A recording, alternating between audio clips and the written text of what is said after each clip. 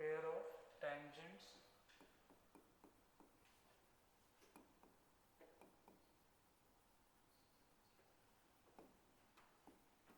कितना होता है equation T square equal to S into S one. बहुत ज़्यादा यूजफुल नहीं है। यहाँ पर क्या है कंबाइंड इक्वेशन आएगा। डिग्री कितनी होगी 2। इससे बाहर पॉइंट से कितने टेंजेंट ड्रॉ होंगे 2। तो ये जो आ रहा है वो क्या आ रहा है दोनों का कंबाइंड इक्वेशन आ रहा है। दोनों का क्या आ रहा है कंबाइंड इक्वेशन आ रहा है ना। इसको बोलते हैं पेयर ऑफ टेंजेंट है ना। S1 क्या है value of circle eight point P। जो भी पॉइंट देगा ना जहाँ से उनको आपको पेयर ऑफ टेंजेंट ड्रॉ करना है। एक एग्जांपल कर ही लीजिए लिखो तो एक कर ही लो ना। एक सर्कल ले लेते हैं सिंपल सा x square plus y square equal to 4 ले लो और एक बाहर पॉइंट ले लेते हैं 2, 3। तो ये जो पेयर ऑफ टेंजेंट आएगा इसका इक्वेशन कितना आएगा कंबाइंड इक्वेशन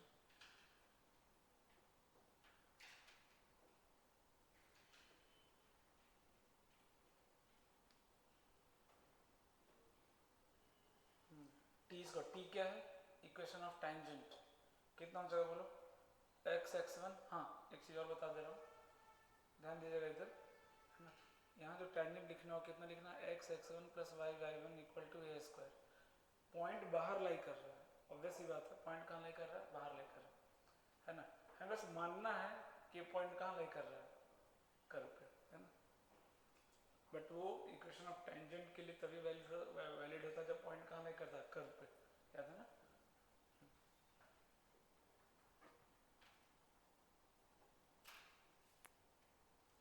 कितना हो जाएगा एक्स x1 कितना है 2 प्लस वाई y1 कितना है 3 माइनस 4 का whole square is equal to S. S मतलब circle x square plus y square minus 4। S1 मतलब पॉइंट पुट कर दो सर्कल में कितना आ जाएगा भाई 4 प्लस 9 माइनस 4 9 आ जाएगा क्या। ये आपका आंसर आ गया।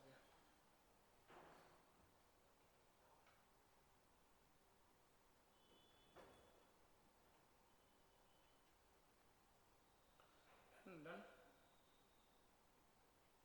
ये बस अज्यूम करना है कि पॉइंट कहाँ लाई कर रहा है सर्कल पे। ये अज्यूम करके आपको टेंजेंट लिख देना टी लिख देना है ना। अदरवाइज ये इक्वेशन टेंजेंट को रिप्रेजेंट नहीं कर रहा है। ऐसा गलत फहमी मत पढ़ना दिमाग में। नेक्स्ट लिखिएगा COC। ये इंपॉर्टेंट है इससे सवाल आता है chord of contact. COC chord of contact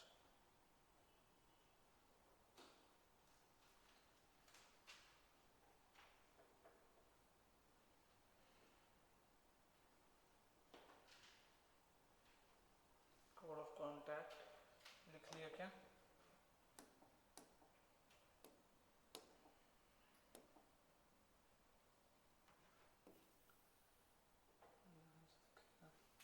ये सर्कल हो गया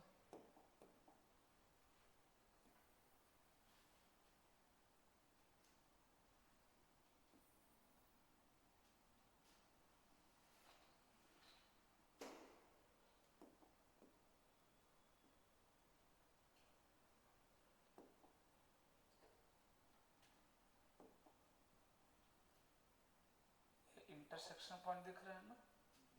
इन दोनों को ज्वाइन कर दो। ये मान लो P पॉइंट ये देगा आपको x1, y1। ये आपका सेंटर हो गया। सर्कल का इक्वेशन भी देगा आपको। सपोज करो दिया हुआ x square plus y square equal to a square. ठीक है इतना इन्फॉर्मेशन दिया। आपको क्या करना है इसका इक्वेशन लिखना है। किसका ये COC दिख रहा है कॉर्ड ऑफ कॉन्टैक्ट। ये जो कॉर्ड दिख रहा है कॉर्ड ऑफ कॉन्टैक्ट इससे बोल रहे हैं क्योंकि ये कॉर्ड दोनों टेंजेंट ऑफ पॉइंट को क्या कर रहा है ना कॉन्टैक्ट कर रहा है इसलिए। तो इसका इक्वेशन क्या डायरेक्ट कितना होता है बोलिए t equal to 0। t equal to 0। t मतलब कितना x x1 plus y y1 minus a square equal to 0। और ध्यान से समझिएगा यहाँ पर कन्फ्यूजन नहीं होना चाहिए। आप बोलेंगे सर ये तो टेंजेंट का इक्वेशन होता है ना। लेकिन ये इक्वेशन किसको रिप्रेजेंट कर रहा है COC को। तो ध्यान रखिएगा t इक्वल टू 0 टेंजेंट को रिप्रेजेंट करेगा। अगर पॉइंट कहाँ लाई करेगा सर्कल पे। पॉइंट कहाँ लाई करेगा सर्कल पे। मैंने बताया था उस टाइम पे पॉइंट फॉर्म या कार्टेशियन फॉर्म बोलने का मतलब होता है कि पॉइंट कहाँ लाई कर रहा है सर्कल पे। तब भी x1 जो आप लगाएंगे तो किसका इक्वेशन मिलेगा, टेंजेंट का मिलेगा।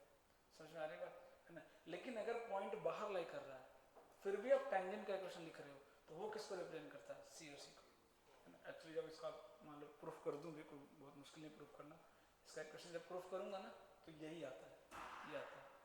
तो इसको याद करने के लिए, है ना, क्योंकि किसका जैसा दिख रहा है, टेंजेंट का जैसा दिख रहा है। लेकिन क्या ये टेंजेंट का इक्वेशन है क्या, नहीं। क्यों, क्योंकि पॉइंट कहाँ लाई कर रहा है, बाहर, है ना। चूंकि इक्वेशन ये आता है तो याद रखने के लिए, है ना, हमने क्या लिख दिया, t इक्वल टू 0। तो याद करना इजी हो गया, t सबको याद है कि t क्या होता है ना। लेकिन पॉइंट कहाँ लाई कर रहा है, बाहर। तो अगर पॉइंट सर्कल पे लाई करे तो किसको रिप्रेजेंट करेगा, ये टेंजेंट को। अगर पॉइंट बाहर लाई कर रहा है फिर भी अब टेंजेंट लिख रहा हो तो ये किसको रिप्रेजेंट करेगा, COC को। किसको करेगा, COC, कॉर्ड ऑफ कॉन्टैक्ट। तो याद करना आसान हो गया ना, सीधा याद रखना है t इक्वल टू 0, है ना। पॉइंट बाहर दिया, टेंजेंट लिखो अब इस पे।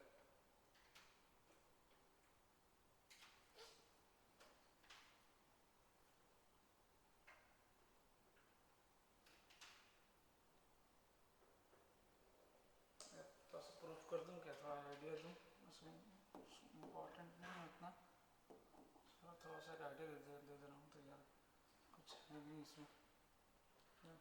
सेंटर कितना है इसका, है 0,0, है ना। अब ध्यान से देखिएगा, मान लो मुझे इसका इक्वेशन लिखना है ना, इसका क्या लिखना है, इक्वेशन, ठीक है। ये पॉइंट मान लें क्या, अल्फा बीटा पॉइंट मान लिया हमने, ठीक है। तो अगर मान लो इसका कोई इक्वेशन लिखना है COC का, तो क्या क्या चाहिए, स्लोप और पॉइंट, ये चाहिए ना भाई। तो पॉइंट तो अल्फा कॉमा बीटा मान लिया हमने, अल्फा कॉमा बीटा मान लिया पॉइंट, और स्लोप निकल जाएगा क्या, इसका स्लोप मालूम है क्या, y1 अपॉन x1, और इसका स्लोप मालूम है तो m1 इंटू -1 करेंगे तो इसका स्लोप मिल जाएगा क्या, है ना। तो इक्वेशन लिखो कितना है, चलो मैं प्रूफ ही कर दे रहा हूँ, थोड़ा सा फील आ जाएगा, है ना। पिछला जो हमने लिखा था ना, यहाँ ये जो t लिखा वो इसी वजह से लिखा, ये टेंजेंट का इक्वेशन नहीं है, लेकिन जब इसको प्रूफ करने पे क्या इस फॉर्म में आता है, इसलिए याद रखने के लिए। अब t square equal to s/1 कितना इजी याद रखना, समझ में आ गया बात, है ना। तो यहाँ पे इसको इक्वेशन लिखो, तो y minus beta is equal to m, इसका स्लोप आ रहा है y1 अपॉन x1, तो COC का स्लोप कितना आएगा, माइनस x1 अपॉन y1, कितना आएगा slope, minus x1 upon y1 into x minus alpha, multiply कर दूं क्या, y1 minus beta y1 is equal to minus x1x plus x1 alpha आ रहा है क्या, देखो तो इसको इधर लेके आओ, तो x1 plus y1 is equal to कितना आ रहा है, x1 alpha plus y1 beta आ रहा है क्या, देखिएगा ध्यान से, ये आ रहा है क्या, देखो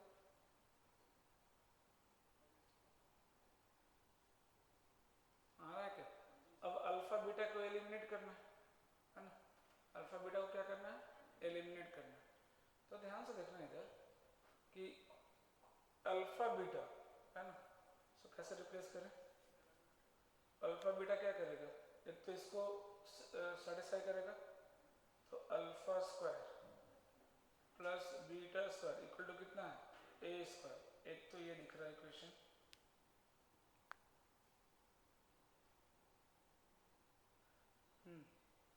देखो तो रिप्लेस कैसे करेंगे, x1 y1 आ गया ना, और क्या इसको एलिमेंट करने का तरीका लगा सकते हैं, दूसरा तरीका क्या यूज कर सकते हैं,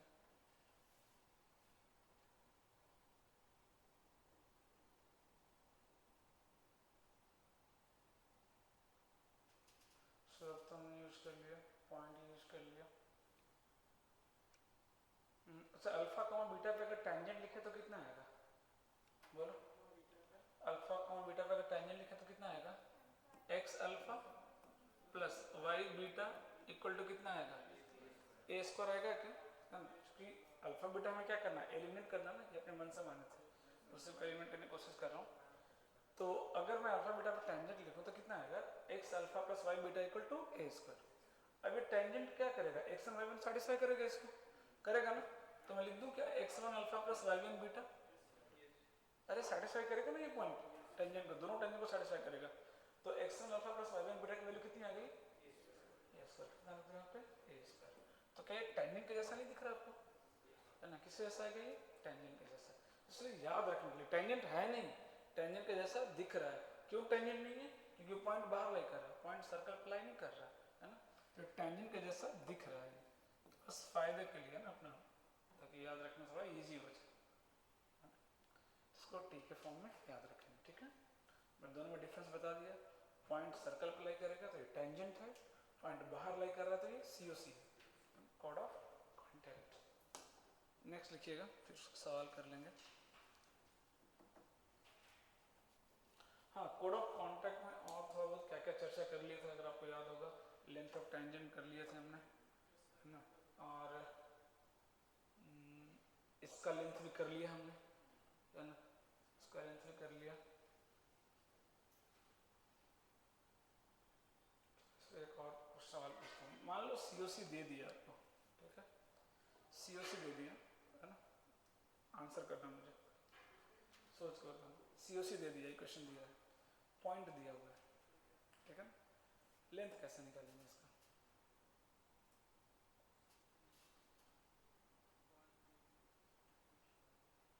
लेंथ ऑफ कॉर्ड कैसे निकालेंगे? एक तो मेथड और बताए थे, याद करो, ये थीटा ऐसे किया, फिर ये थीटा लगाया हमने, क्योंकि लेंथ ऑफ टेंजेंट हमें मालूम था। एक तरीका तो वो है, दूसरा तरीका क्या सोच सकते हैं?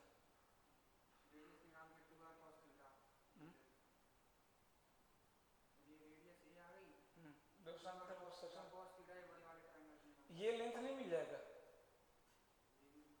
यस और नो, है ना, पॉइंट का लाइन से डिस्टेंस नहीं मिल जाएगा, रेडियस दिया है ना, पाइथागोरस लगा लेंगे क्या? एक एक्स्ट्रा मेथड आ जाएगा आपके पास, है ना, टाइम हो जाता है कि कम लगे, है ना। तो जितना सोचेंगे कोऑर्डिनेट में ना, उतनी वैरायटी हमारे पास अवेलेबल है।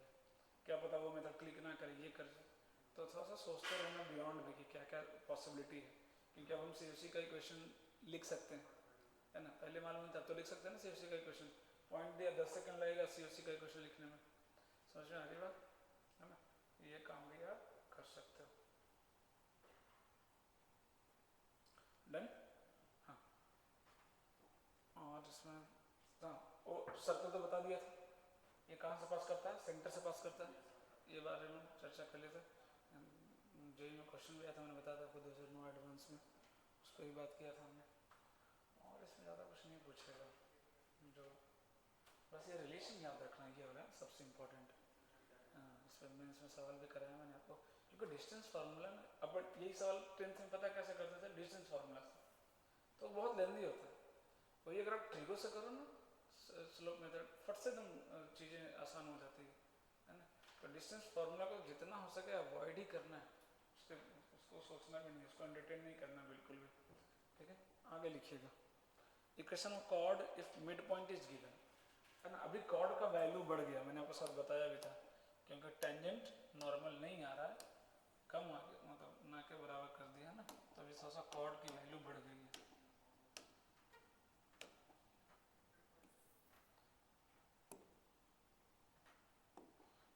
ये मिड पॉइंट दिया हुआ है ना, ये मान लो x1, y1 दिया है ना, तो कोड of equation if mid point is given, है ना, क्या होता है direct t equal to s1, t equal to s1, t फिर से वही क्या है, टेंजेंट लिखना है, कहाँ पे?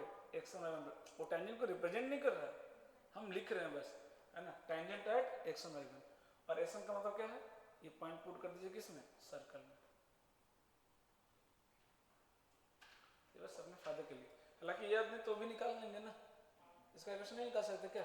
पॉइंट पता है, बचा क्या? स्लोप, इसका स्लोप निकाल लेंगे, m1 m2 -1, है ना, बट डायरेक्ट करेंगे टाइम बचेगा और कुछ नहीं, डायरेक्ट कर लेंगे ना, पॉइंट दिया है कॉर्ड पे, बचा क्या? कॉर्ड का स्लोप, तो इसका स्लोप मिल जाएगा ना, क्योंकि मिड पॉइंट मतलब क्या है, ये परपेंडिकुलर है ना, सेंटर से अगर कॉर्ड पे अगर आप परपेंडिकुलर ड्रॉ करोगे तो वही तो मिड पॉइंट होता है ना, मिड पॉइंट पे ही तो आके इंटरसेक्ट करता है वो, है ना, तो इसका स्लोप मिल जाएगा 2 पॉइंट से, है ना, m1 m2 -1 करके इसका स्लोप निकाल लेंगे, पॉइंट दिया है, आ गया इक्वेशन, है ना। बट जब आप ये सब काम करेंगे ना, तो करके आफ्टर ऑल आएगा क्या? यही आएगा, t बराबर s1 आएगा, है ना, तो डायरेक्ट याद रखना t बराबर s1, सीधा लगाएंगे आंसर आ जाएगा। चलो एक क्वेश्चन कर लेते हैं फटाफट, 2 सवाल कर लेते हैं, बात बन जाएगी फिर।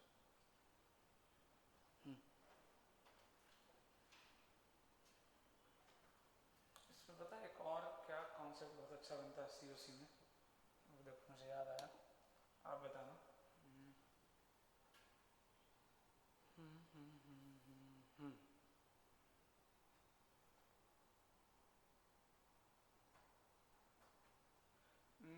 मैंने इक्वेशन ऑफ COC दे दिया, ठीक है, इक्वेशन ऑफ COC दे दिया है ना। बोलेगा find the intersection of pair of tangent, कैसे निकालेंगे? हाँ, ये सवाल बनता है, बहुत प्यारा कॉन्सेप्ट है ना।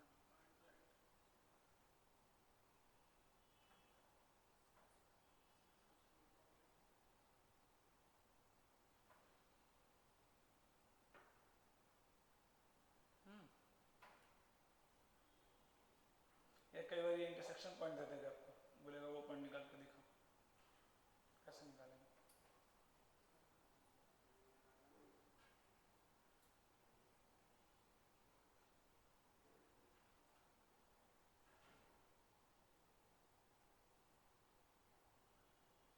सच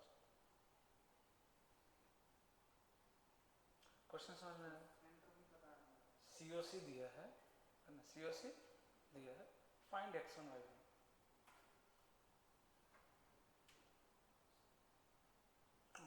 सर्कल देगा, सेंटर देगा, बट जरूरत नहीं है उसकी, है ना। मान लो सिर्फ COC ही दिया तो भी आ जाएगा मुझे। अरे सोचते नहीं। Exactly that is the method. आपको याद है मैंने पॉइंट ऑफ टेंजेंसी में भी ये बात बताई थी कि इक्वेशन कंपेयर करके पॉइंट ऑफ टेंजेंसी में कितने मेथड पढ़े हमने? 3 मेथड बताया था। एक तो इंटरसेक्शन बताया था, नॉर्मल और टेंजेंट का इंटरसेक्शन। दूसरा मेथड क्या बात की थी? कंपेयर मेथड, कि x1 को y1 पॉइंट मान लेंगे, इक्वेशन ऑफ टेंजेंट लिख लेंगे, और पहले से दिया दोनों क्या होगा? सेम ही होगा, तो a1/a2 equal to b1/b2 equal to c1/c2 करके आप निकालेंगे। सेम यहाँ से COC का इक्वेशन दिया हुआ ऑलरेडी। क्या COC का इक्वेशन x1 y1 के फॉर्म में लिख सकते हैं क्या? t equal to 0, t equal to 0।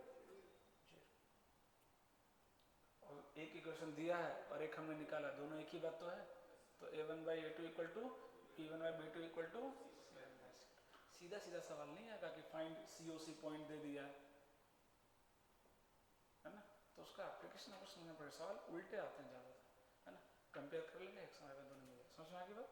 हाँ, अब सवाल करते हैं फटाफट। इधर से क्या मेंस में सवाल तो अब पूछने लगे, नहीं तो सब सारे टॉपिक में एडवांस मेंस में एक भी सवाल नहीं आते थे पहले, एक भी नहीं मिलेंगे आपको।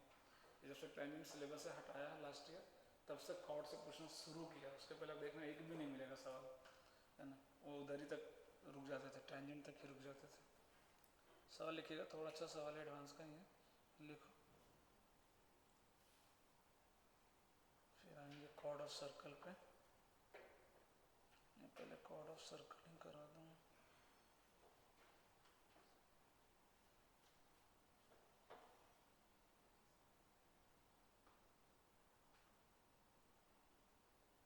लिखो, देखते हैं, लिखिएगा। The locus of, find the locus of midpoint of COC, find the locus of midpoint of COC, find the locus of midpoint of COC of tangents drawn of tangents drawn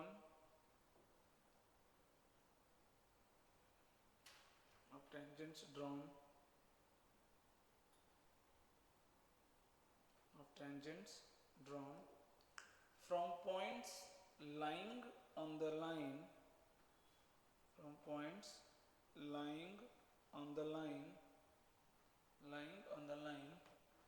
4x minus 5y is equal to 20. 4x minus 5y is equal to 20.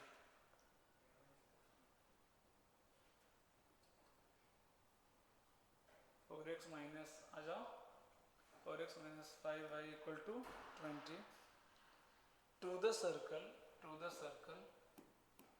x square plus y square is equal to 9.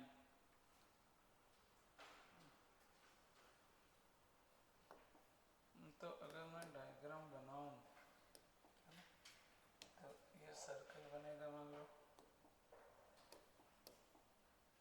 इधर से point बनेगा,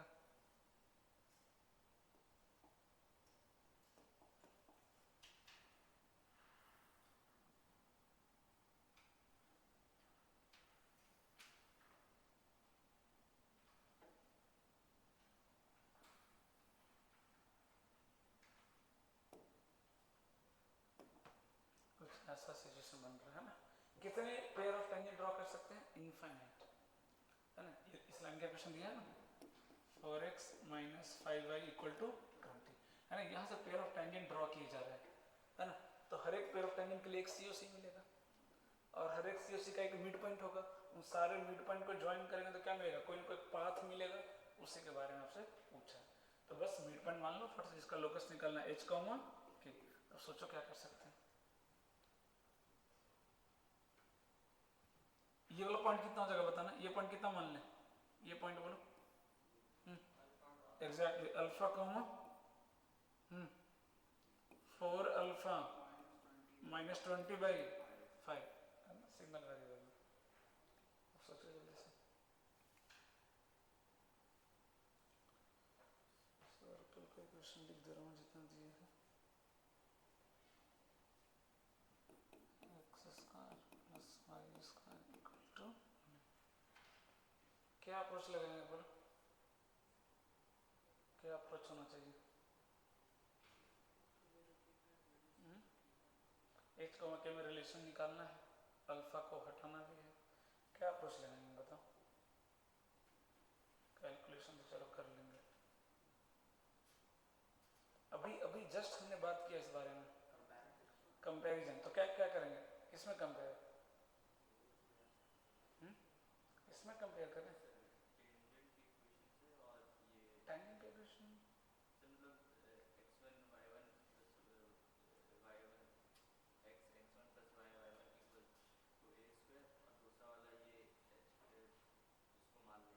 सीधा बोल। COC का equation लिखेंगे कितने तरीके से? दो तरीके से। अरे यस और नो, क्या इस पॉइंट के रिस्पेक्ट में सीओसी लिख सकते हैं? अभी जस्ट पढ़ा हमने, क्या इस पॉइंट के रिस्पेक्ट में सीओसी लिख सकते हैं? अभी पढ़ा ना, t इक्वल टू s1, दोनों इक्वेशन क्या है? एक ही है, दोनों इक्वेशन क्या है? बस खत्म हो गया सवाल, करो। तो ये अप्रोच आपको सोचना पड़ेगा, है ना। ऐसा ही है, इसको इक्वेशन 1 नाम दो, पहले लिखो जल्दी से, मिडिल पॉइंट, हाँ इसको इक्वेशन 1 नाम दो। अब दूसरा लिखो, टी इक्वल टू s1 लगाओ जल्दी से, बाहर वाले पॉइंट पे, पहले अंदर वाले पॉइंट पे h कॉमा k पे लिख लिए, पहले h कॉमा k पे t इक्वल टू 0 लिखो ना यार, सॉरी h कॉमा पे क्या बनेगा, t इक्वल टू s1 बनेगा ना, ठीक है। बाहर वाले पे बनेगा t इक्वल टू 0, तुमने उल्टा लिख दिया। हाँ इससे सीधा t इक्वल टू s1 लिखो ना, ज़्यादा इजी रहेगा। हाँ एक ही साथ लिखा करो ना, फिर t लिखेंगे फिर s1 लिखेंगे, इतना क्यों टाइम वेस्ट करना।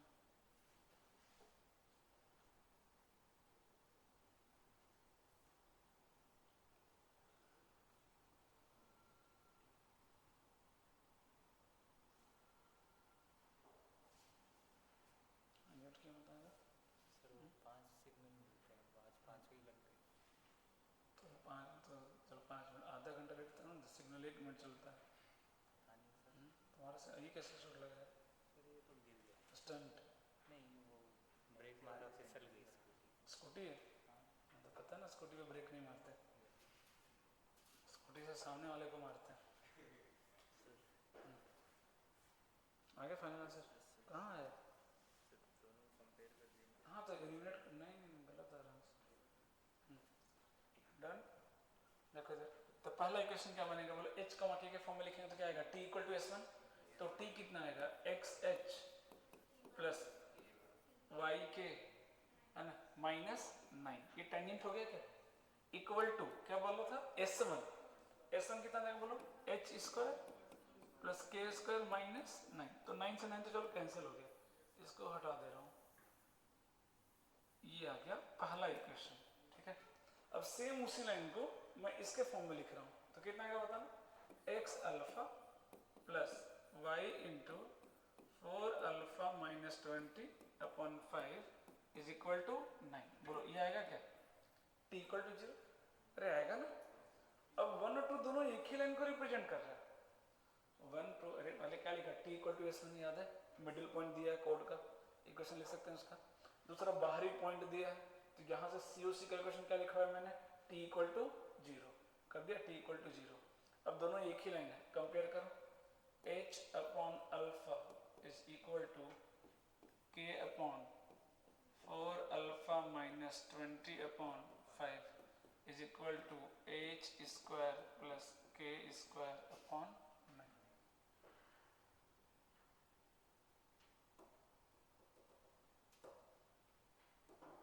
कहाँ से अल्फा की वैल्यू निकालना ज़्यादा इजी है? देखो यहाँ इन दोनों से निकालना ज़्यादा इजी लग रहा है। अल्फा निकाल के फिर दूसरा इक्वेशन पुट करते हैं। जल्दी बताओ कितना आ रहा है?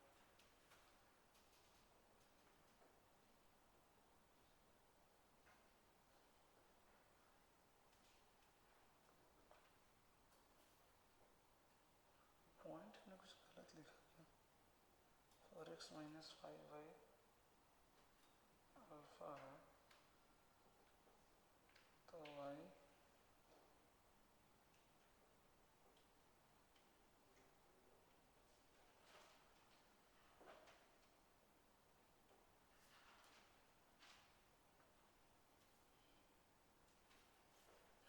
चलो चलो जल्दी जल्दी करो, बताओ कितना है फाइनल आंसर? टी यहाँ से निकालो ना, अल्फा यहाँ से निकालो ना। अल्फा बराबर कितना आ जाएगा? 9h upon H square plus K square. बस पुट कर दो कंपेयर करके खत्म। यहाँ इन दोनों इक्वेशन से अल्फा निकाल लो, है ना। फिर इन दोनों को जब इक्वेट करो तो अल्फा का वैल्यू रख दो, हो गया एलिमिनेट। बताओ कितना आ रहा है?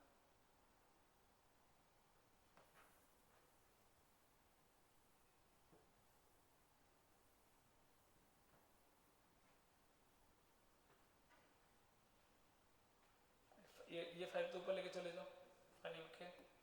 हाँ करो करो, वेट मत करो। 4 इंटू अल्फा, अल्फा के वैल्यू कितना निकाला हमने? 9h upon H square plus K square, है ना, minus 20 is equal to H square plus K. बोलो यहाँ तक आ गया क्या? ये समझ में आया मैंने कैसे लिखा? तो बस चलो करो जल्दी।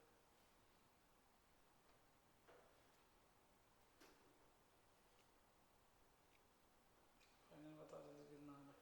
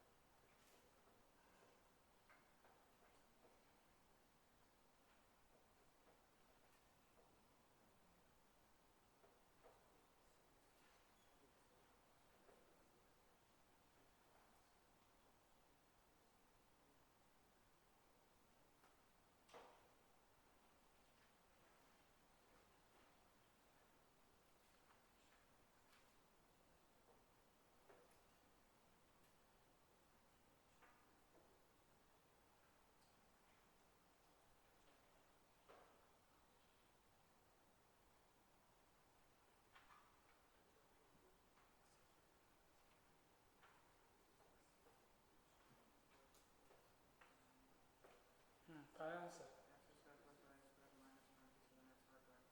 20 को एलसीएम में लेके आओ, फ्रैक्शन में कुछ भी नहीं रखना।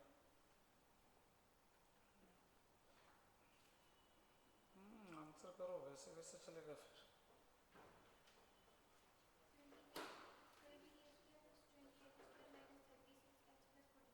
हाँ दैट इज करेक्ट आंसर, बहुत बढ़िया।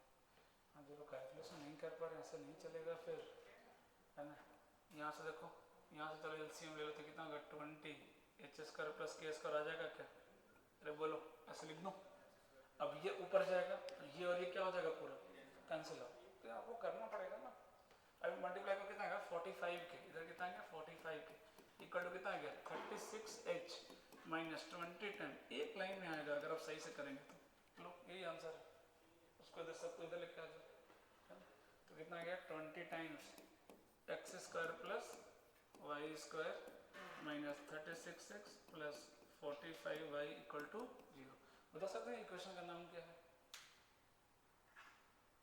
अरे एलिप्स कर देना सीधा, सर्कल है, साफ साफ दिख रहा है, लेकिन इसको पैराबोला दिख रहा है। बताते ना a इक्वल टू क्या है b, अरे एक्स स्क्वायर और वाई स्क्वायर दोनों का कोएफिशिएंट क्या है सेम ना, दोनों सेम हो और एक्स वाई का टर्म दिख रहा है क्या कहीं पे? नहीं, तो किसको रिप्रेजेंट कर रहा है? सर्कल को, है ना।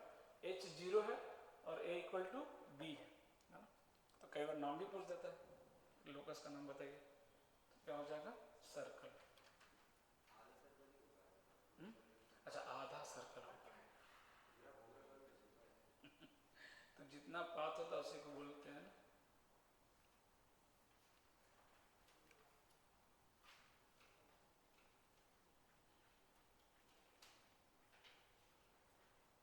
ऐसा नहीं सोचते, तुमको लग रहा है सर्कल इधर ही है, ये इन्फिनिट तक जाएगा। हाँ।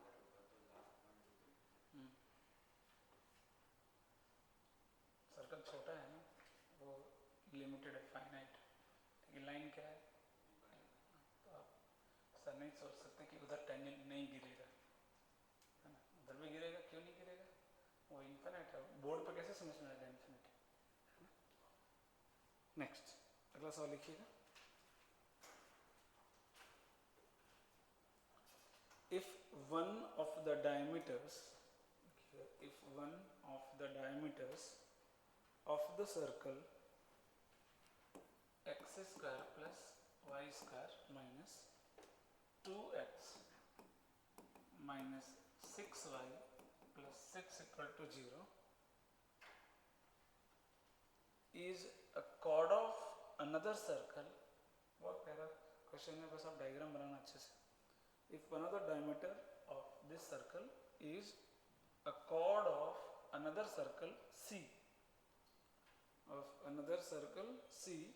whose center is 2, 1, find its radius, totally based on diagram। सवाल में कुछ भी दम नहीं है, अब बस डायग्राम बनाओ, खत्म हो जाएगा सवाल।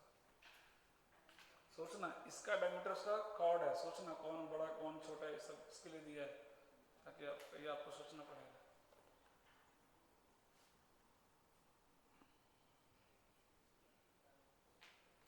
हाँ स्ट्रेट लाइन का क्या प्रोग्रेस है भाई, मॉड्यूल वगैरह भी करना है, मॉड्यूल डिस्कस करना है।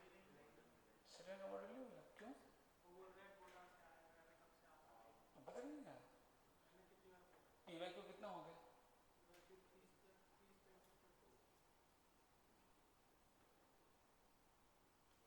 टी वाई को करो, उसमें बहुत क्वेश्चन है यार। तो अच्छा है ना, और बुरा दोस्त कम हो तो टेंशन होता है यार, क्वेश्चन ही नहीं है, ज्यादा तो टेंशन हो रहा है, बताओ। अच्छा है ना 200 है भाई। मैंने क्या बोला, उल्टा शुरू करना, धीरे धीरे कॉन्फिडेंस आएगा, डायरेक्ट आप 22-23 से भिड़ेंगे तो मरेंगे, क्या पीछे से स्टार्ट करना है ना, धीरे धीरे कॉन्फिडेंस बिल्डअप होता है, स्टेप बाय स्टेप चलना।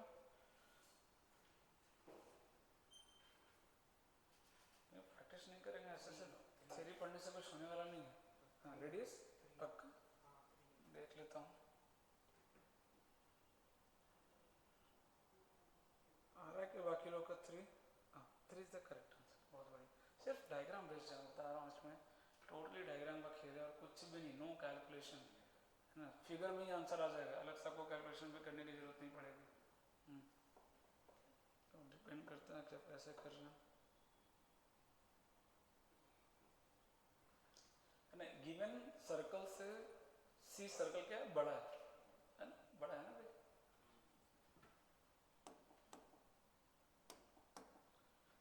ये मान लो आपका सी सर्कल ले लेता हूँ और एक बनाता हूँ गिवन सर्कल,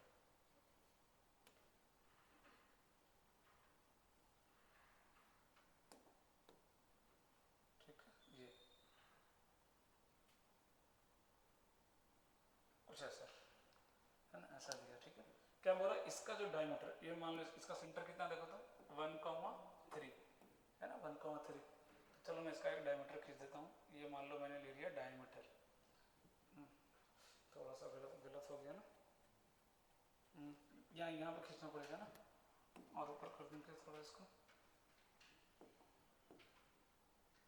ऐसा, अब ठीक रहेगा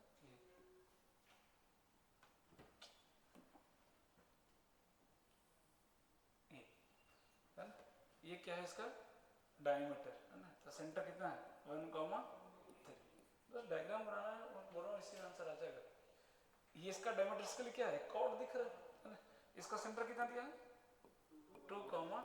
रेडियस पूछा है, क्या पूछा है रेडियस, आपको फिगर बनाना था, आपसे इसकी वैल्यू पूछा है, ये दिख रहा है, ये इसकी वैल्यू पूछा है, क्या ये वैल्यू निकल जाएगा क्या, बोलो ये निकल जाएगा क्या, अरे सर ना ये निकल जाएगा डिस्टेंस फार्मूला से, कितना आ रहा देखो तो √5 आ रहा है क्या, कितना आ रहा है ये √5, यहीं पर कैलकुलेशन हो जाएगा, अलग से लिखने की जरूरत नहीं है। ये कितना है, ये रेडियस, इसका रेडियस देखो कितना, निकालो रेडियस कितना, 2 आ रहा है क्या, ये 2, तो बोलो ये कितना हो गया 3 हो गया कि नहीं, बोलो यही पूछा था आपसे, क्या है इसमें √5 का स्क्वायर 5, 2 का स्क्वायर 4, 5 + 4 9, √9 कितना होता है 3, that is your answer. Totally based on diagram है ना, कौन बड़ा सर्कल है कौन छोटा, पहले वो जज करो है ना।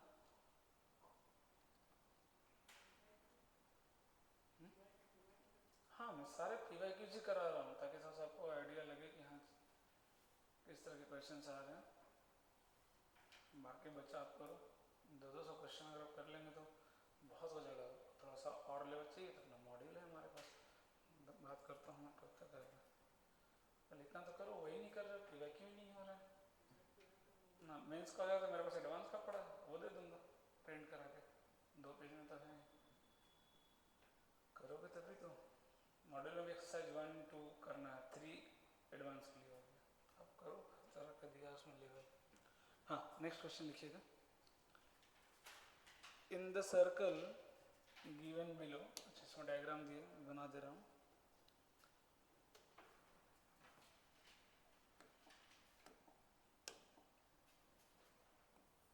इन the circle given below OA लिखिएगा, OA equal to 1 unit, OA is equal to 1 unit,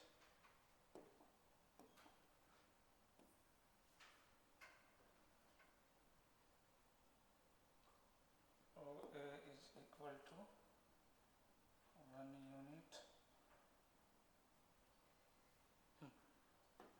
OA is equal to 1 unit, comma OB equal to 13 unit, हाँ 13 1 3,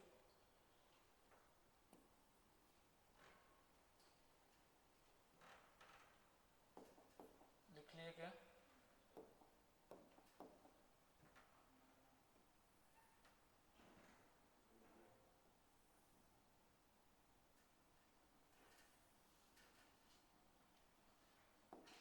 ये अपना A है, ये OA, ये 1 यूनिट दिया, OB कितना 13 and PQ perpendicular to OB,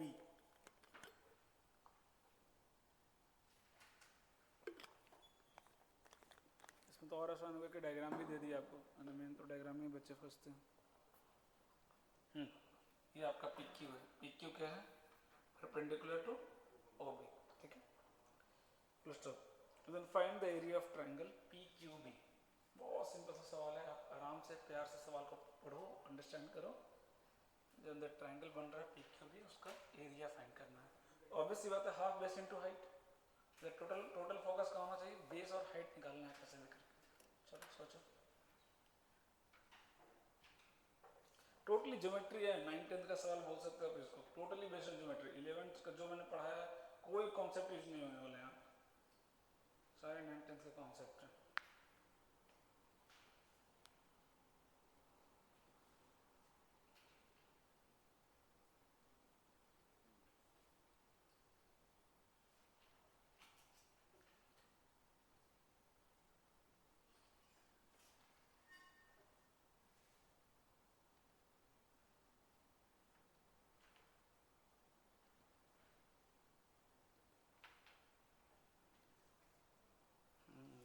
skill अपना यूज करो थोड़ा। देखो डायमीटर कितना हो जाएगा, 12 हो जाएगा क्या कि 13 हो जाएगा, 13 कितना हो जाएगा, 13 हो जाएगा क्या, सोचो तो रेडियस कितना हो गया, 6.5 हो गया क्या। सेंटर दिखाओ, जब तक सेंटर नहीं दिखाओगे सवाल बनेगा ही नहीं। सेंटर दिखाओ, अब सवाल में कुछ भी नहीं है, देखो ध्यान से।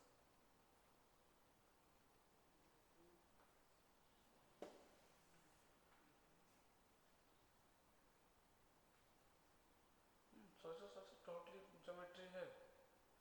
सेंटर दिखाए, सेंटर दिखाओ,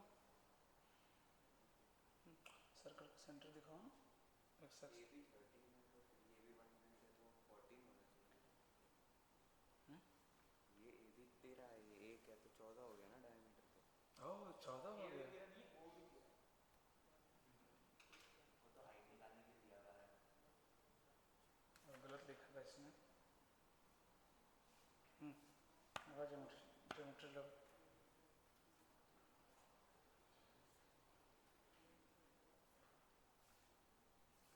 नाइन टेंथ में पढ़ाई नहीं की हैं लोग, दिख रहा है मेरे को 9 10 की ज्योमेट्री कितना अच्छा है।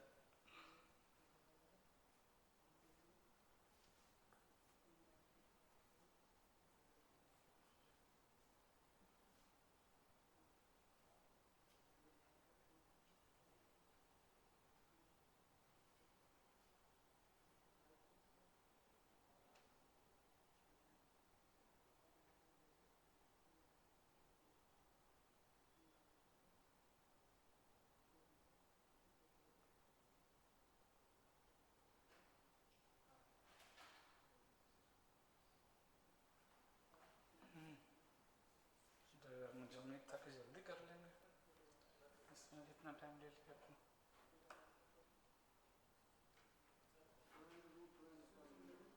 मैं भी सॉल्व नहीं कर रहा हूँ, टाइम दे रहा हूँ आपको। सेंटर कितना मालूम, सी मान लेता हूँ। चलो ज्योमेट्री लगाना कहाँ फंस जा रहे हो। फाइनल आंसर, हाँ दैट इज करेक्ट। हाँ बाकी लोग मतलब लिखूंगा 2 लाइन में खत्म ही हो जाएगा, इसमें मैं लिखूँ क्या। हाँ बेस हाइट निकालना है, 2 ही लाइन का सवाल ही है, इसमें क्या लिखूँ बोलो, लिखूंगा सवाल खत्म हो जाएगा। आपको निकालना क्या है, ए सी और पी क्यू, ये निकालना ना। बोला तो हाफ बेस इंटू हाइट, ए सी कितना हो जाएगा, मारो ना इतना, हाँ 5.5, 11/2। ओ सी कितना, 13/2 -1 कितना, 5.5 में दिखाऊँ तो स्क्वायरिंग करने जाओ तो 55 का स्क्वायर करना पड़ेगा, ये आ गया 11/2। ये रेडियस कितना दिया हुआ है, तो पाइथागोरस से एपी नहीं मिल गया। तो इसमें करना क्या, मैं समझ में नहीं आ रहा कर क्या रहे इतनी देर से। बता रहा हूँ कि 9 10 की ज्योमेट्री है। 12, हाँ सही है, रूट 12 को सॉल्व करना है, टू रूट 3 नहीं ले सकता। अच्छा वो भी मैं करूँ, तेरे के साथ स्कूटी में बाइक से धक्का देता हूँ तेरे को। ना कितना है, 24 रूट 3 स्क्वायरिंग कर रहे हैं, 13 का स्क्वायर कितना 169/4, ये 121 -121/4 अंडर रूट कितना आ रहा है देखो तो, कितना आ रहा है 145 आ रहा है क्या, ये आ रहा है क्या अंडर रूट में, ये आ रहा है ना, सर 48 ना, हाँ सर 48। तो ये क्या आ गया, एपी आ गया, इसका डबल करेंगे तो क्या आ जाएगा, पी क्यू बेस। अब लिख रहा हूँ area half base 2 into 148/4, simplify कर लूंगा इसको। अच्छा हाँ अरे भाई, तो सीधा 12 ही कर दूं क्या, कितना जाएगा 12 मतलब 2 रूट 3 कर दूं, सीधा 2 रूट 3 इंटू हाइट कितना था 11/2, ये आपका आंसर आ गया।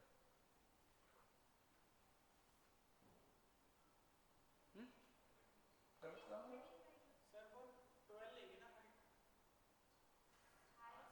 अच्छा हाइट पूरा आएगा ना, हाँ ये हाइट, ये 11, ये पूरा कितना जाएगा 12, ट्राइंगल का एरिया तो कितना 12, कितना हो गया 24 ट्रायंगल का हेड तो ए बी होगा ना, तो बोलूँगी एक एक दो दो इनका सॉल्यूशन है, आप फिगर ड्रॉ करो, पर दिखाओ तो करते हैं, कोशिश ही नहीं करते थोड़ा सा कि हाँ निकालना क्या है, मुझे पी क्यू निकालना है, मुझे ए बी निकालना है, ए बी पहले से दिया हुआ है 12, वो भी करने की ज़रूरत नहीं थी। चलो एक और लिखो, लिखिएगा, let sorry if the length of the chord of the circle x square plus y square equal to r square, if the length of the chord of the circle x square plus y square equal to r square,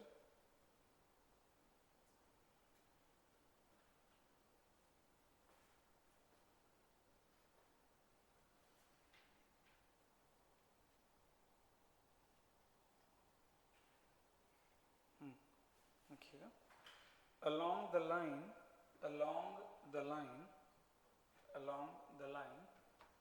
y minus 2x is equal to 3 is r,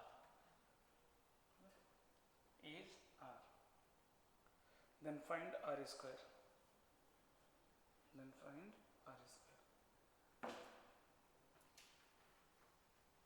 बना रहे,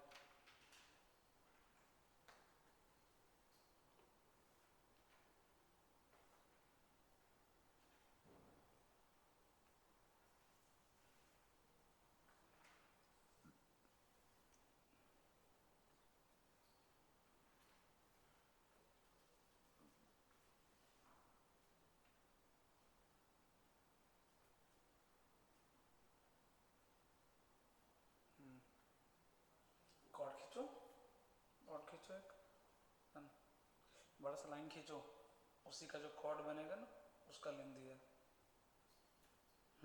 तो करो ना बच्चा के सवाल में, खींचो तो, परपेंडिकुलर कुछ करते ही नहीं, ज्योमेट्री तो हम बिल्कुल, ये देखो ये एंगल की बात करो, इतना भी ज्योमेट्री नहीं बोला था यूज करने को, एंगल ये वो कहाँ से लगाने लग गए, इक्वेटर ट्रायंगल बनेगा सही सोच रहे हैं, बट उतना करने की जरूरत है क्या, चलो लगाओ सही जा रहा है, इक्वेटर ट्रायंगल बनेगा ना, ट्रायंगल कैसा बनेगा, इक्विलेटरल, क्योंकि लेंथ ऑफ कॉर्ड में कितना दे दिया r,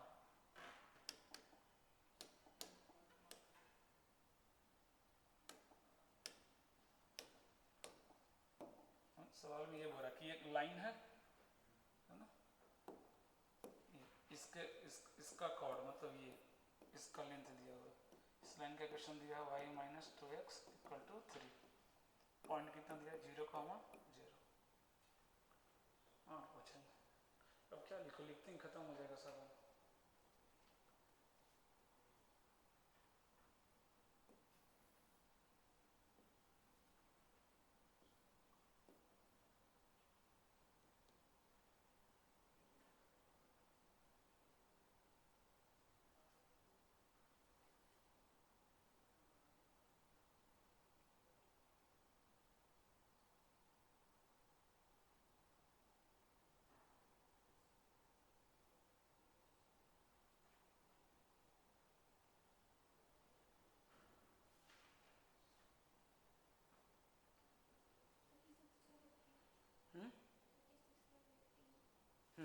तो भाई सिंप्लीफाई करोगे तो 12/5, क्या ही लिखो एक लाइन में तो आ जाएगा, ये लेंथ कितना हो जाएगा r/2 हो जाएगा क्या, अगर मैं मान लो पाइथागोरस नहीं भी लगाता हूँ तो ये एंगल कितना देगा 60 डिग्री, ये r तो ये कितना r/2, अब यहाँ से इसका डिस्टेंस निकाल सकते हैं क्या, ये लाइन दिया किस लिए, सोचे कर दिया ना, ये लाइन क्यों दिया है ये, ताकि आप पॉइंट से लाइन की क्या निकाल सकें, दूरी निकाल सकें, तो 0,0 से इसकी दूरी निकालो कितना आ रहा है,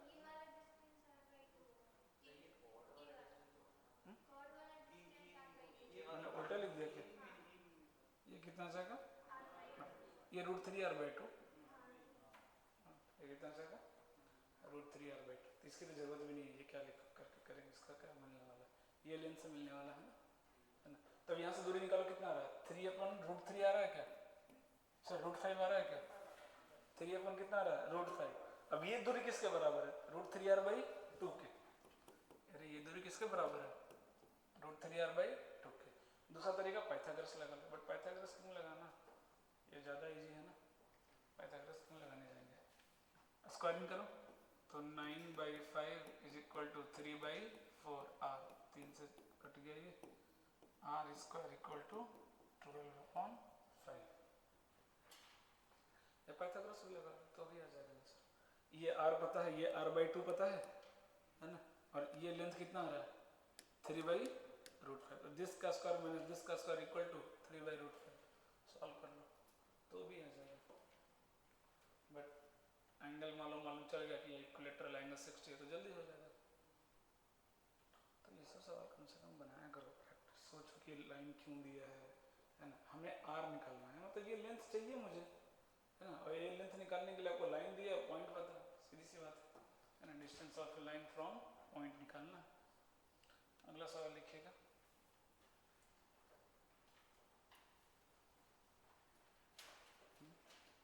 थोड़ा अच्छा क्वेश्चन है, लिखिएगा। A line y is equal to mx plus 1. A line y is equal to mx plus 1 intersect the circle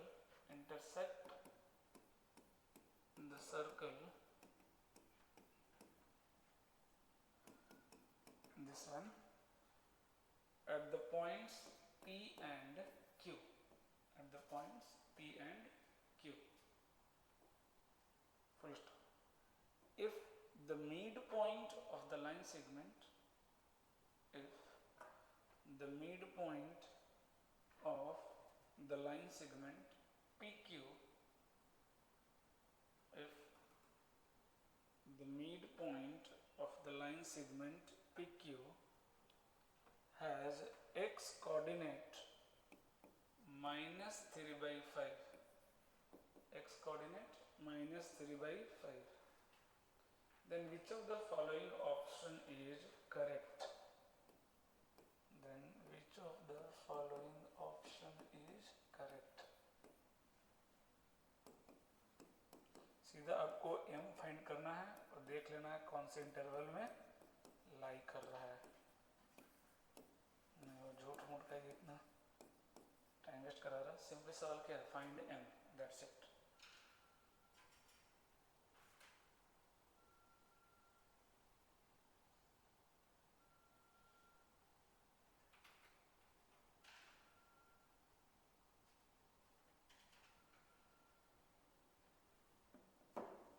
diagram बना।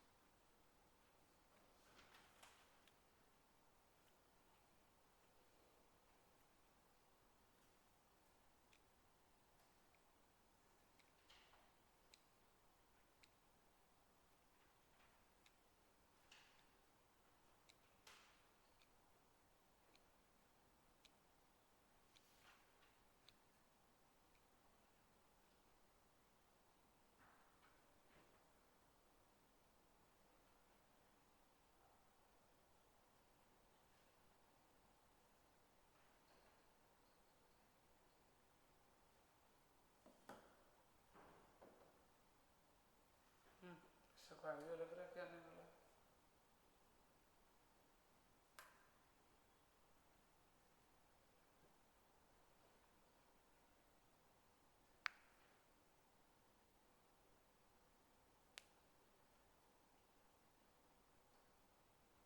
क्या लॉजिक क्या लगा ये तो बताओ।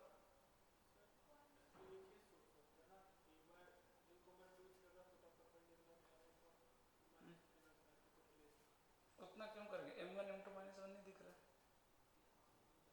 वो भी कर सकते हैं क्या, वही करेंगे, एक लाइन में आंसर हो जाएगा। इसका स्लोप कितना दिया हुआ है m, इसका स्लोप निकाल लेंगे क्या? कैसे? ये पॉइंट ध्यान से देखो, ये अल्फा जो माने इसका वैल्यू कितना आ जाएगा m के फॉर्म में, बोलो कितना आ जाएगा? ये अल्फा भी क्यों मानना?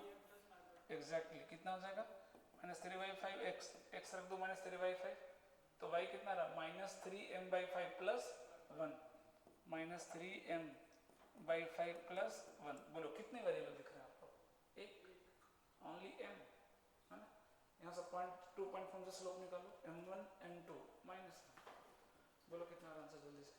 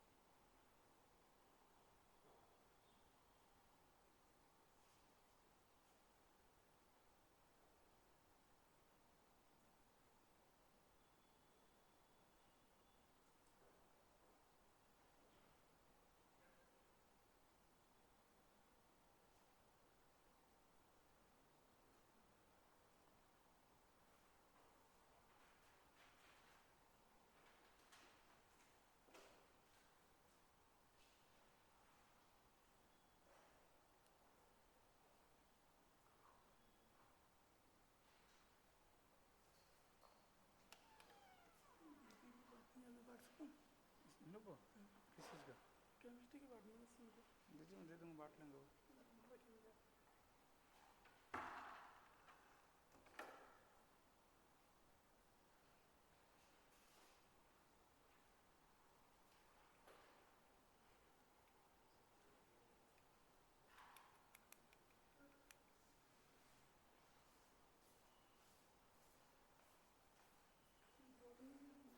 प्रॉपर आईटी है।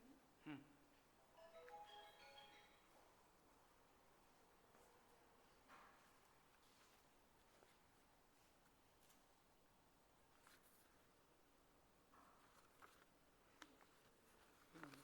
DPP केमिस्ट्री का।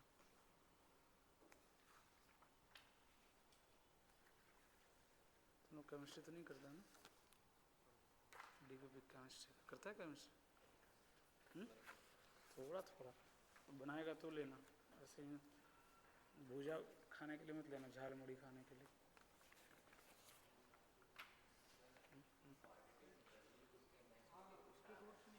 रूट्स में नहीं तो गलत कर रहे हो कैलकुलेशन।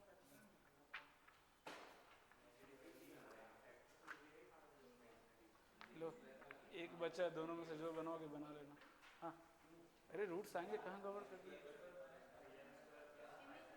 अरे इमेजिनरी यार।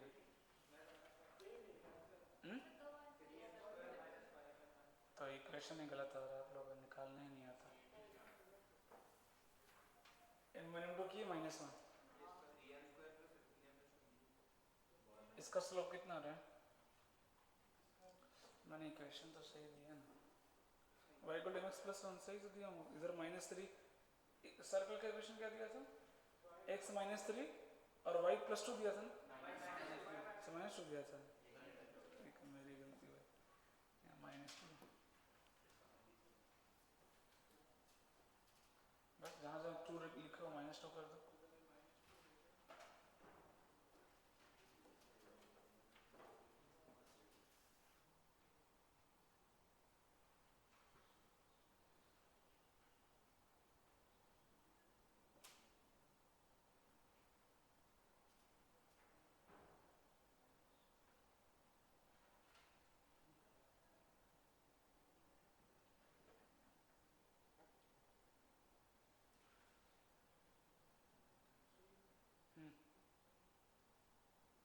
अरे स्लोप तो निकालो यार, इतना तो करो, बैठे रहते हो। कितना है स्लोप? नहीं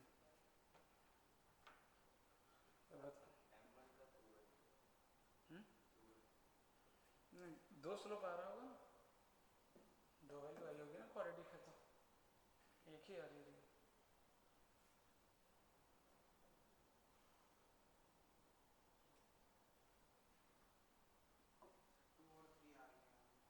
तो देख लो 2 3 किस में आएंगे, कौन सा ऑप्शन में आ रहे हैं आपके?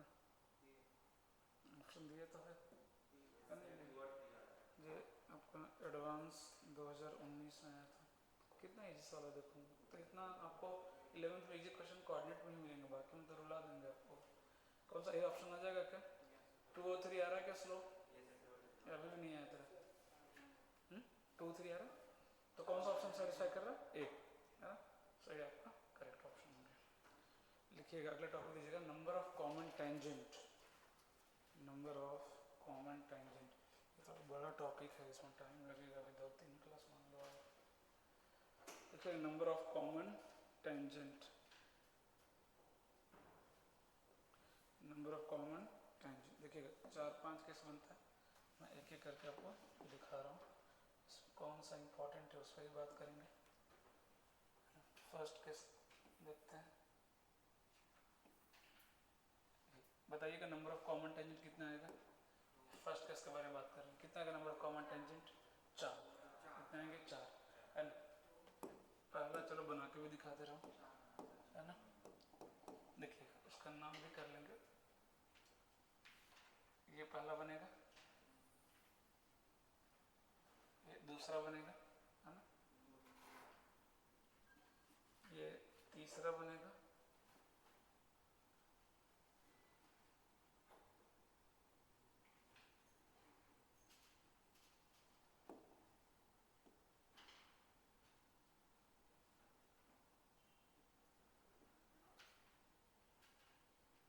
और ये चौथा बनेगा, है ना? तो यहाँ पर कितने टेंजेंट हो गए? 4, है ना? इसका नाम क्या देखना, डीसीटी और टीसीटी, मैंने आपको बताया था थोड़ा बहुत, है ना? ये दिख रहा है टेंजेंट ये वाला, इन दोनों को क्या बोलते हैं? डीसीटी, डायरेक्ट कॉमन टेंजेंट, है ना? कैसे डिफाइन करते हैं इसको? दोनों सेंटर सेम साइड में होना चाहिए। इस टेंजेंट के सेम साइड में दिख रहा सेंटर, इस टेंजेंट के सेम साइड में दिख रहा सेंटर, तो उसको क्या बोलते हैं? DCT, direct common tangent. और ये जो दिख रहा है इसके रिस्पेक्ट में क्या सेंटर है? अपोजिट दिख रहा है। इस टेंजेंट के दोनों क्या है? अपोजिट। इस टेंजेंट के सेंटर दोनों क्या है? अपोजिट। तो इन दोनों का नाम है टीसीटी, ट्रांसवर्स कॉमन टेंजेंट, है ना? क्या हो गया? ट्रांसवर्स कॉमन टेंजेंट, है ना? तो ये कौन सा केस है? केस 1 लिखना है, इसमें केस कौन सा बताना? ये मान लो C1 और ये C2 है, तो R1 plus R2 less than C1 C2। First case लिखिएगा, केस 1 लिखिएगा, R1 plus R2 less than C1 C2। C1 C2 के बीच का जो डिस्टेंस है वो R1 प्लस R2 से क्या है? बड़ा, बड़ा है ना? देखो तो बड़ा है, तो कितने बनेंगे? 4 टेंजेंट इधर लिखिएगा, 4 कॉमन टेंजेंट, 2 डीसीटी और 2 टीसीटी, ऐसे लिखते जाइएगा शॉर्ट में, 2 डीसीटी और 2 टीसीटी। दूसरा यहाँ बना दे रहा हूँ। अब धीरे धीरे इसको पुश करना शुरू करो, है ना? इस सर्कल को धीरे धीरे इसके तरफ पुश करना शुरू करो और टच करा दो, तो ये जो 2 टीसीटी मिलके क्या बन जाएगा? 1 बन जाएगा। तो नंबर ऑफ कॉमन टेंजेंट कितना होंगे? 3। डीसीटी अब भी कितने होंगे? 2, और टीसीटी कितने बनेंगे? 1। टीसीटी कितने बनेंगे? 1। बनाइए डायग्राम, बनाइए खुद से, मैं भी साथ में बना दे रहा हूँ।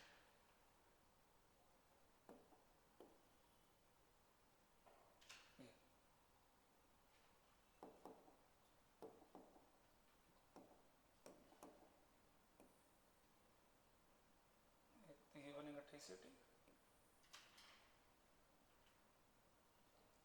और ये आपका DCT.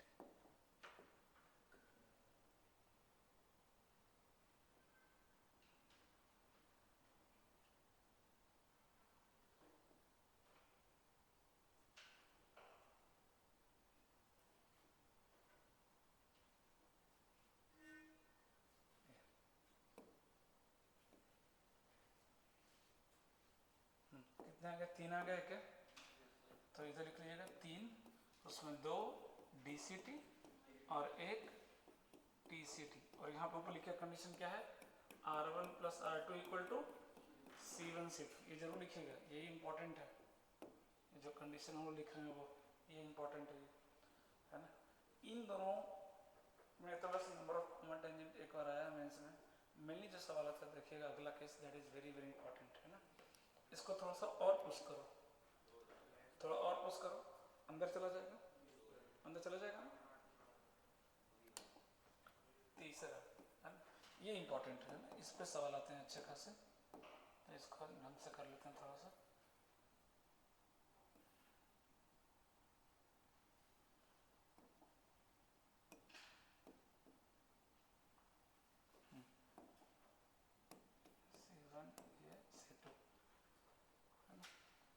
Number of common tangent कितने हो जाएंगे? तो दोनों के दोनों क्या होंगे? DCT, दोनों के दोनों क्या हो जाएंगे? DCT, है ना। तीसरा केस हो गया ना, इसमें जो कंडीशन लिखना है वो लिख लीजिएगा, R1 माइनस R2 के मॉड से बड़ा C1 C2 और R1 R2 से छोटा। अब ये क्यों लिखवाया, अब थोड़ी देर में समझ में आएगा, है ना, थोड़ी देर में समझ में आएगा। इसमें लिखेंगे दो और दोनों के दोनों क्या होंगे? DCT। अगर मान लो डायग्राम ड्रॉ करना है तो इस तरीके से ड्रॉ कर सकते हैं, ये समझ में आएगा। ये जो कंडीशन लिखा है मैंने अभी समझ में आ जाएगा, थोड़ा सा वेट करो। फोर्थ वन और थोड़ा सा पुश करो, इस तरह से पुश करो कि छोटा वाला उसके अंदर चला जाए। छोटा वाला कहाँ चला जाए? उसके अंदर चला जाए। बोलो कितना आएगा? कितना आएगा?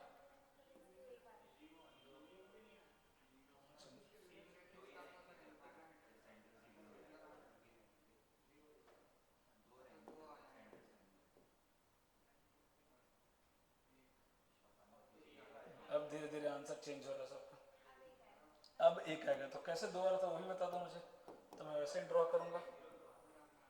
इंटरनली टच में कैसे आ रहा था आपका 3 2, वो भी बता दो मुझे।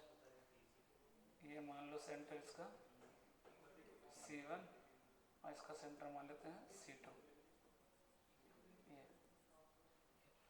ये यहाँ से कोई रिलेशन बता सकता है R1 R2 C1 C2 में? R1 R2 C1 C2 में कोई रिलेशन बता सकता है क्या? अभी तक सब में रिलेशन लिखते आए हैं ना? हाँ, R1 minus R2 equal to C1। Exactly. दिख रहा है क्या? दिख रहा है क्या? यहाँ से ये मान लो C1 है ना, तो यहाँ से पूरा डिस्टेंस कितना होगा? ये R1 और ये डिस्टेंस कितना? R2। तो R1 माइनस R2 क्या आ रहा है? लिखिएगा R1 माइनस R2 तो मॉड, क्योंकि हमें नहीं पता कि कौन बड़ा है ना। यहाँ पे कितना है नंबर ऑफ कॉमन टेंजेंट? 1। वो क्या होगा? TCT या DCT? TCT या DCT? DCT। क्या हो जाएगा? DCT। दिख रहा है क्या DCT? अब ध्यान से देखो, मैंने बोला था इसके लिए थोड़ा सा वेट करो। ये जो कंडीशन दिख रहा है आपको, ये जो 3 दिख रहा है ना, वो 4 और 2 का बीच का नहीं दिख रहा है। देखो तो 2 को मैं थोड़ा सा इधर से धक्का दे दूं, है ना, इधर से धक्का दे दूं तो क्या बनेगा? 3 बनेगा। और 3 बनेगा। और 4 को अगर मैं इधर से धक्का दे दूं तो भी 3 बनेगा। अरे यस सर, तो इससे बड़ा होना चाहिए। तो इससे क्या लिखा? R1 माइनस R2 से C1 C2 क्या होना चाहिए? बड़ा होना चाहिए। और R1 R2 से यहाँ प्लस करो, और R1 प्लस R2 से क्या होना चाहिए? छोटा होना चाहिए। तो ये सबसे इंपॉर्टेंट आपका ये वाला कंडीशन, इस पर स्टार मार्क लगा दीजिएगा। इस पे सवाल आएंगे आपके, बाकी पे सवाल नहीं आते। सिर्फ नंबर ऑफ कॉमन टेंजेंट कितना होता है वो ध्यान रखना। मेरे जो अच्छे सवाल बनेंगे वो इस पे बनेंगे, भी कराऊंगा भी, मेंस में भी आए एडवांस में भी आए। बाकी सब बस नंबर ऑफ कॉमन टेंजेंट कितना होता है वो याद रखना। जैसे अगर मेरे से सवाल आया था, इस पे आया था, है ना, वो नंबर ऑफ कॉमन टेंजेंट बोल दिया, 2 सर्कल दिया, बोला find the number of common tangent. तो क्या करेंगे? दोनों का सेंटर निकाल लेंगे, दोनों के बीच की दूरी मिल जाएगी, R1 निकाल लेंगे, R2 निकाल लेंगे। R1 प्लस R2 क्या आ रहा था? Less than C1 C2। कितने टेंजेंट? 4, है ना। तो बाकी सब तो क्या, सिर्फ कंडीशन याद रखना बस। बाकी इस पे आपके, क्योंकि इस पे क्या आ रहा है? इनइक्वालिटी आ रहा है। इसमें क्या आ रहा है? इनइक्वालिटी आ रहा है दोनों साइड से, इसलिए इस पर सवाल बनते हैं, बाकी पे नहीं बनते। बस नंबर ऑफ कॉमन टेंजेंट पूछेगा बाकी में, लेकिन इस पर अलग अलग सवाल आपके बनते हैं। तो समझ में आया? चारों के चारों के समझ में? पांचवा भी कोई मतलब नहीं, 0 टेंजेंट, इसको और अंदर धक्का दे दिए। हम लोग कर क्या रहे हैं? धीरे धीरे धक्का दिए जा रहे हैं। धक्का दे देंगे, कितने केस बनाए हमने? 4। थोड़ा सा और पुश कर देंगे कि पूरा सर्कल अंदर आ जाएगा। क्या हो जाएगा? नंबर ऑफ कॉमन टेंजेंट 0 हो जाएगा, है ना। क्या हो जाएगा? उसमें कंडीशन क्या हो जाएगा? C1 C2 लेस देन क्या हो जाएगा? R1 माइनस R2, उससे भी छोटा हो गया, एक भी टेंजेंट नहीं मिलेगा, है ना। बट वो इंपॉर्टेंट नहीं, ये 4 ध्यान रखना। सबसे इंपॉर्टेंट कौन सा है? 3 वाला, है ना, कि अभी ये R1 माइनस R2 के इक्वल है, तो एक टेंजेंट थोड़ा सा धक्का देंगे इधर, थोड़ा सा इधर, इसकी वैल्यू क्या हो जाएगी? C1 C2 इससे बड़ी हो जाएगी। कितने टेंजेंट मिलेंगे? 2। कितने मिलेंगे? 2। लेकिन इतनी बड़ी भी नहीं हो कि बाहर ही चला जाए, इससे क्या होना चाहिए? छोटी, है ना। मान लो बाहर चला गया तो कितना हो जाएगा? 3, और बाहर तो कितना हो जाएंगे? 4। इसलिए दोनों तरफ से क्या लग गया? इसमें कंडीशन लग गया कि R1 प्लस R2 से छोटा हो, मतलब थोड़ा सा अंदर हो, इतना अंदर भी नहीं हो कि कंप्लीटली आ जाए, इसलिए इससे थोड़ा सा क्या होना चाहिए? बड़ा होना चाहिए।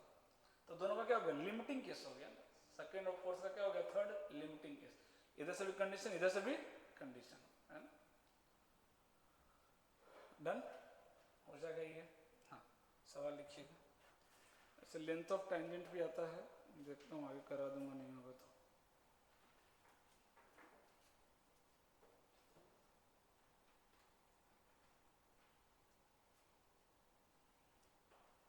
यहीं पे लिखवा दूँ क्या? एक बार लिखिए लेंथ ऑफ, बस लिख लेना, अलग से कहाँ कराऊंगा।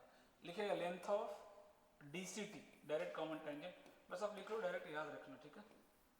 d² minus R1 minus R2 का whole square, length of DCT d² minus R1 plus R2 का होल स्क्वायर, है ना। अरे डिस्टेंस बिटवीन C1 C2, अच्छा रुको मैं एक डायग्राम बना के ही कर दे रहा हूँ, बस का फार्मूला लिखो, मैं प्रॉपर डायग्राम बना के आपको पूरा एक्सप्लेन कर दे रहा हूँ। इधर इधर काम करो जल्दी। हाँ हाँ भाई, बोला था कि डायग्राम बना के बता दे रहा हूँ, लिख लिए, है ना। लेंथ ऑफ DCT हमेशा TCT से क्या आता है, बड़ा आता है। अब देखो यहाँ पे जो माइनस हो रहा है वो बड़ा क्वांटिटी माइनस हो रहा है, यहाँ पे जो माइनस हो रहा है वो क्या हो रहा है, छोटा क्वांटिटी माइनस हो रहा है। देखिए चलो मैं प्रॉपर एक डायग्राम ही बना दे रहा हूँ, देखिएगा।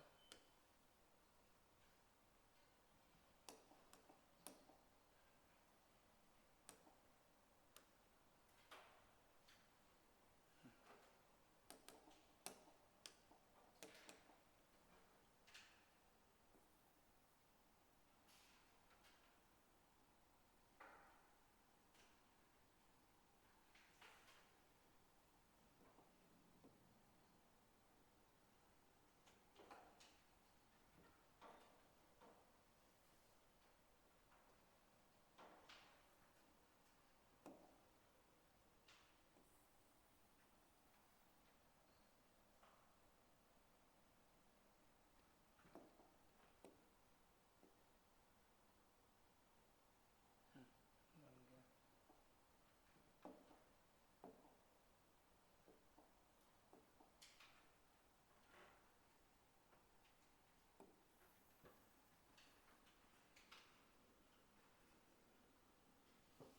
हार्मोनिक कॉन्जुगेट कभी सुने हो? क्या होता है हार्मोनिक कॉन्जुगेट? सुना सुना लग रहा है थोड़ा बहुत। हाँ मैं सब एक्सप्लेन कर दे रहा हूँ, रुक जाओ। ये पॉइंट मान लो P, हाँ बातें नहीं, चलो नाम ही दे रहा हूँ, A B C और D, ठीक है। वैसे वो DCT बनाया है, ध्यान समझिएगा इधर, है ना। चाहो तो दो इधर से DCT भी बना सकते हैं, है ना। तो ये जो BC दिख रहा है और ये जो AD दिख रहा है ना, ये दोनों लेंथ जो दिख रहा है ये क्या है, DCT का लेंथ है, इसी को बोलते हैं लेंथ ऑफ DCT। दोनों का लेंथ क्या सेम आएगा, कैसे? PD और PA दोनों सेम होगा, लेंथ ऑफ टेंजेंट सेम होता है। सिमिलरली CP और PD दोनों सेम होगा, तो माइनस कर दो तो क्या आएगा, BC और AD भी क्या हो गया, सेम हो गया, है ना। और निकालते कैसे, बात का बात है, बोलो तो वो भी आइडिया दे देता हूँ। ये R1 और ये कितना R2, C1 C2 के बीच की दूरी मान लेता हूँ थोड़ी देर के लिए D, ये डिस्टेंस कितना मान लिया हमने, D। अब अगर मैं यहाँ से परपेंडिकुलर खींच दूँ, यहाँ से परपेंडिकुलर खींच दूँ, तो ये रेक्टेंगल बन गया क्या? अरे ये रेक्टेंगल नहीं बन गया, है ना। और ये R2, तो ये लेंथ कितना हो गया, R1 minus R2, R1 minus R2, है ना। और ये कितना है D, लगाओ पाइथागोरस थ्योरम, तो D² minus R1 minus R2 का होल स्क्वायर इक्वल टू ये आ गया क्या? और ये लेंथ किसके बराबर है, DCT के बराबर। बट उतना इंपॉर्टेंट नहीं है, प्रूफ समझ लो होता है कि इसमें जो मेन सवाल है, लेंथ समझ में आया कैसा है ना। लेंथ कितना गया DCT का, D² minus R1 minus R2 का होल स्क्वायर, ये मिलेगा नहीं ये, और ये दोनों लेंथ क्या है, बराबर, क्योंकि rectangle opposite sides are equal. इसके लिए डायग्राम नहीं बनाया, डायग्राम क्या समझने के लिए बनाया वो ध्यान दीजिएगा इधर, ठीक है। देखिए इधर कॉन्सेप्ट क्या है वो समझिएगा। ये C2 आपका लेंथ हो गया, ठीक है। देखिएगा ये रेडियस कितना हो गया R1 और ये रेडियस कितना हो गया R2। इसमें क्या क्या सवाल पूछ सकता है, अगर मैं बहुत मैक्सिमम जाऊँ तो सब बात करेंगे इस पर। पहला आपसे P पॉइंट पूछ सकता है, और मैं Q मान लेता हूँ इंटरसेक्शन ऑफ TCT, ठीक है। Q क्या मान लिया मैंने, इंटरसेक्शन ऑफ TCT, ठीक है। और P क्या है, इंटरसेक्शन ऑफ DCT। तो हार्मोनिक कॉन्जुगेट का मतलब होता है ना कि दो पॉइंट अगर किसी लाइन सेगमेंट को सेम रेशियो में डिवाइड करें, एक इंटरनली दूसरा एक्सटर्नली, तो उस दो पॉइंट को क्या बोलते हैं, हार्मोनिक कॉन्जुगेट। यहाँ को वही सीन बन रहा है, मैं अलग से बना रहा हूँ, ध्यान से समझिएगा, इसको अलग से बना के दिखा रहा हूँ आपको। ये मान लेता हूँ C1 और ये क्या मान लेता हूँ C2, और ये मेरा TCT का इंटरसेक्शन पॉइंट हो गया, और ये किसका हो गया, DCT का, ठीक है।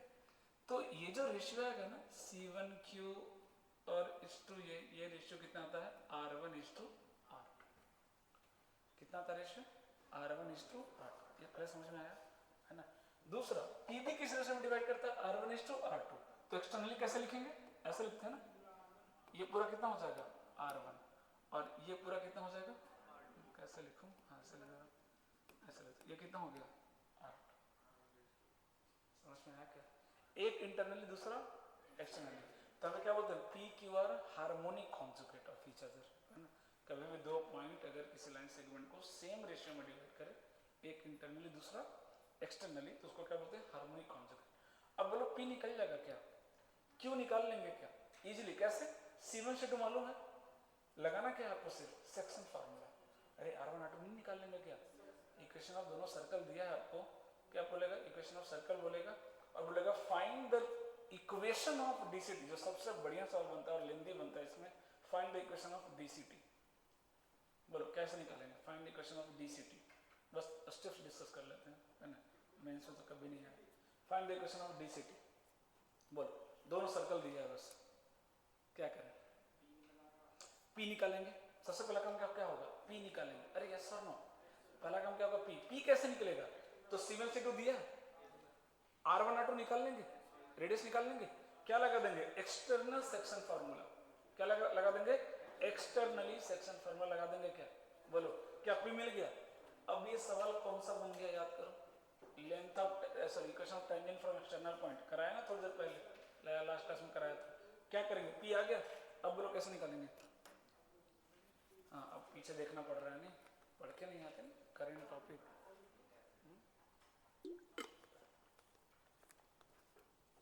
एक ही कॉन्सेप्ट बोल रहा हूँ याद रखने को, वो भी याद नहीं रहता। पॉइंट दिया, कैसे लिखेंगे इक्वेशन ऑफ टेंजेंट, बोलो।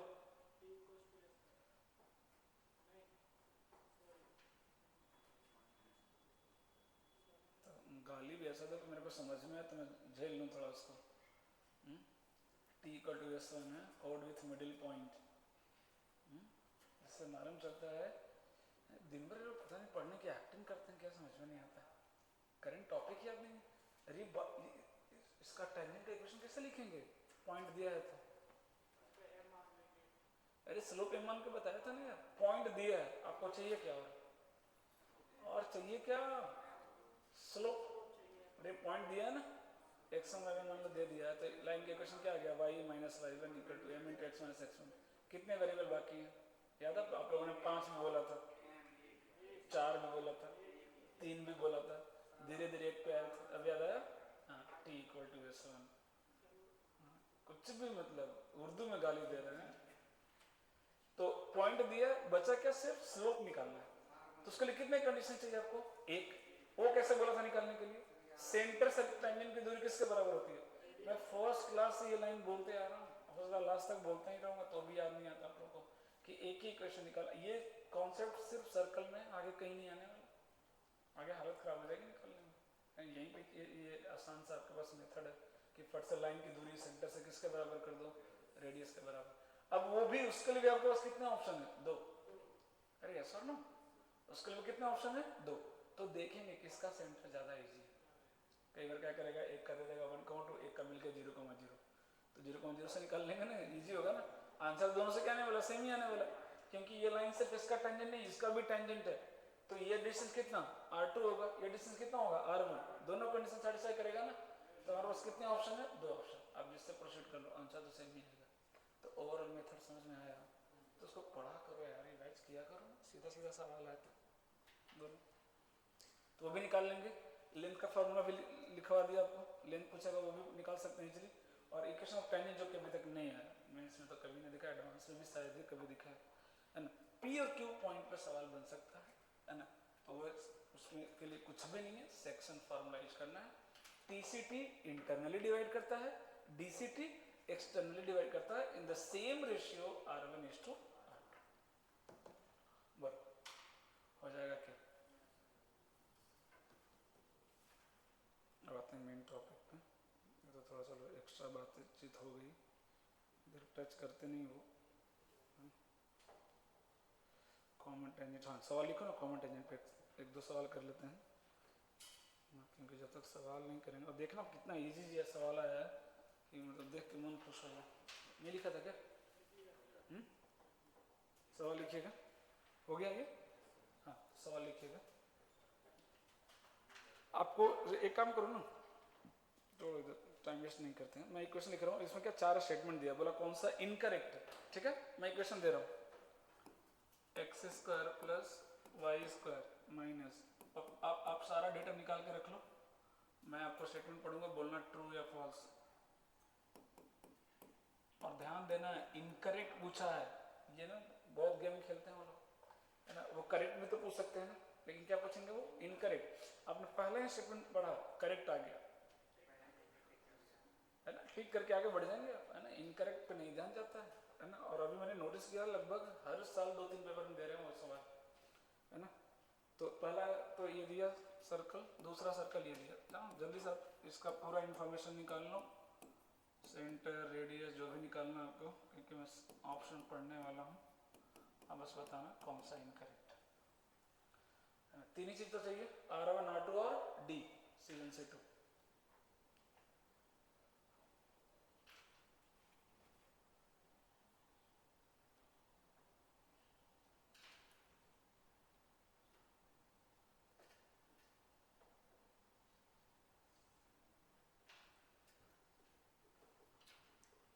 बोलो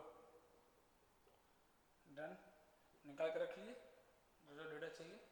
पढ़ूंगा स्टेटमेंट, जल्दी बोलो, कैलकुलेशन फास्ट। पहला स्टेटमेंट पढ़ रहा हूँ, distance between the two centre is the average of radii of both the circle. D मतलब इसके अकॉर्डिंग क्या बोल रहा है कि D equal to R1 plus R2/2 आ रहा है क्या? R1 प्लस R2/2 आ रहा है क्या? डी सेंटर के बीच में डिस्टेंस गधे आ रहा है। पहले देखो ऑप्शन क्या दिया उसने, करेक्ट दिया, आप फिर से क्या करेंगे, टिक करेंगे, इसे ध्यान देना इनकरेक्ट बोला है। दूसरा स्टेटमेंट पढ़ रहा हूँ, both circle pass through the centre of each other, both circle pass through the centre of each other, both circles pass through the center of each other। True आ रहा है क्या? R1 R2 बताना कितना आ रहा है? 3, R2 कितना आ रहा है? और D भी कितना आ रहा होगा? 3। हाँ तो साफ साफ दिख रहा है एक दूसरे के सेंटर से पास कर रहा है, तभी तो C1 C2 किसके बराबर है? R1 R2 दोनों के बराबर हो गया ना, मतलब R1 equal to R2 equal to D, R1 equal to R2 equal to D। तो कैसा बनेगा फिगर? कुछ इस तरीके से बनेगा, ऐसा, ये इसका सेंटर, ये C1 और ये C2, ये बनेगा ना, तभी तो ये R1 भी है, ये R2 भी है और ये D भी है, तीनों बराबर है। तो ये स्टेटमेंट भी करेक्ट हो गया। तो अगला statement, circles have 2 intersection points, circle have 2 intersection point, D option, both circles center lie inside the region of one another। नहीं इनसाइड थोड़ी ना लाई कर रहा है, एग्जैक्ट उस पे लाई कर रहा है ना। तो ऑब्वियसली ऐसे भी मान लो कभी कभी क्या होगा, 4 ऑप्शन में कोई एक डिफिकल्ट लग रहा है तो बाकी 3 एलिमिनेट हो गए, तो बचता कौन सा है? लास्ट वाला। ऐसे भी आप टिक कर सकते हो, समझ में आ रही है बात, है ना। इनसाइड लाइन नहीं कर रहा, ऑन द सर्कल लाई कर रहा है, इनसाइड नहीं लाई कर रहा है ना। तो डी वाला क्या हो गया? इनकरेक्ट।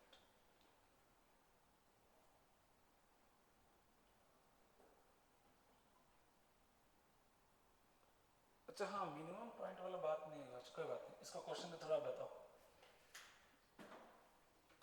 फिर से देखो सवाल दे रहा हूँ, x² plus y² minus 10x minus 10y plus 41 equal to 0। इस पे एक पॉइंट लाई कर रहा है P1, ठीक है, और x² plus y² minus 24x minus 10y plus 160 equal to 0। इस पे एक पॉइंट लाई कर रहा है P2, दोनों वेरिएबल पॉइंट है। P1 के भी कितने पोजीशन हो सकते हैं, इनफिनिट। P2 के भी कितने पोजीशन है, इनफिनिट। मैक्सिमम डिस्टेंस क्या होगा P1 P2 के बीच में, मिनिमम मैक्सिमम दोनों बता दो। चलो इसमें मिनिमम पूछा है, मैं आपसे दोनों पूछ रहा हूँ, है ना, मिनिमम मैक्सिमम दोनों पूछो। अच्छा भाई छोटा था, अभी इसको भी कर लेंगे। जल्दी से बता दो मिनिमम मैक्सिमम डिस्टेंस क्या है। कई बार एक सर्कल का जैसे अपन पूछता है, एक पॉइंट दे देगा, बोलेगा सर्कल से बताइए मिनिमम मैक्सिमम डिस्टेंस क्या है। ये थोड़ा उससे और अच्छा हो गया, है ना।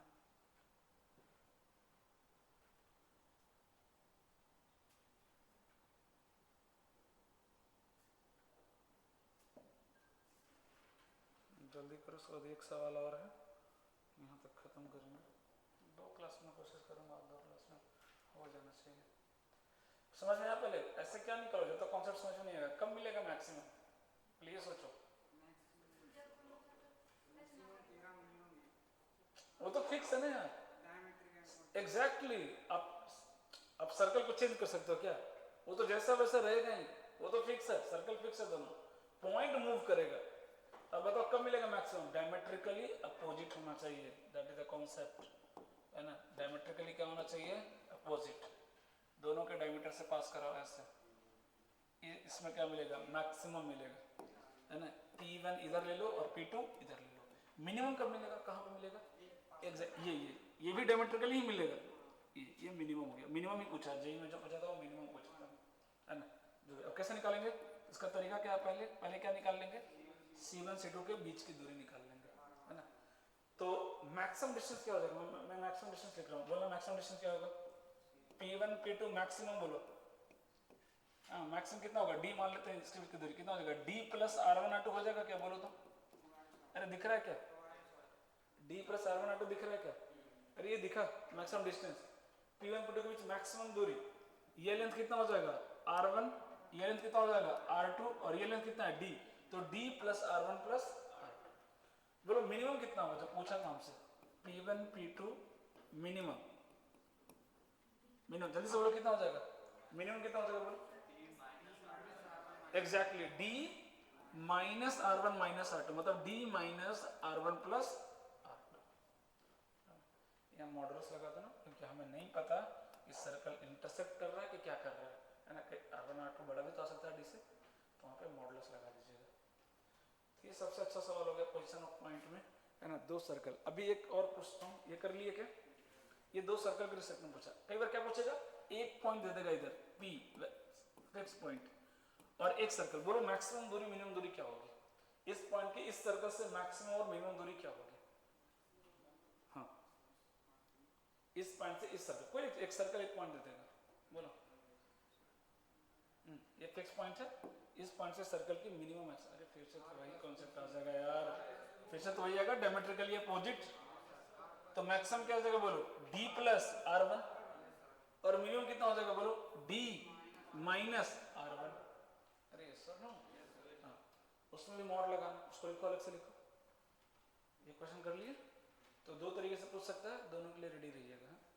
2 सर्कल पे भी पूछ सकता है, और एक पॉइंट अलग सर्कल का ही पूछ सकता है ना। तो मैक्सिमम दूरी कितना हो जाएगा, ये D और प्लस R1 मैक्सिमम दूरी।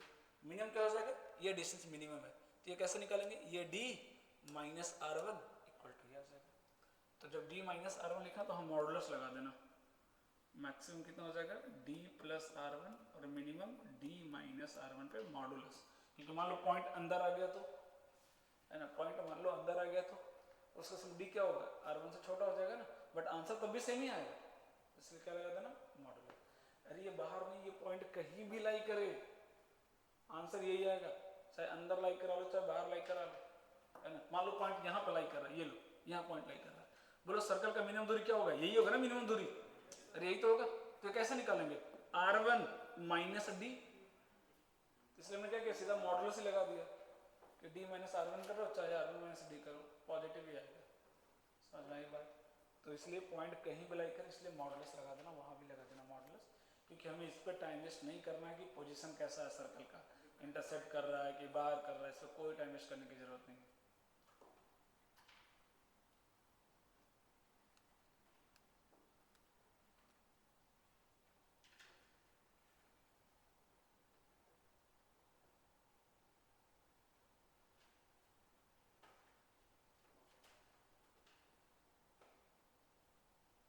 समझ में आई बात? एक सवाल जल्दी से करो तो फिर टॉपिक खत्म हो जाएगा।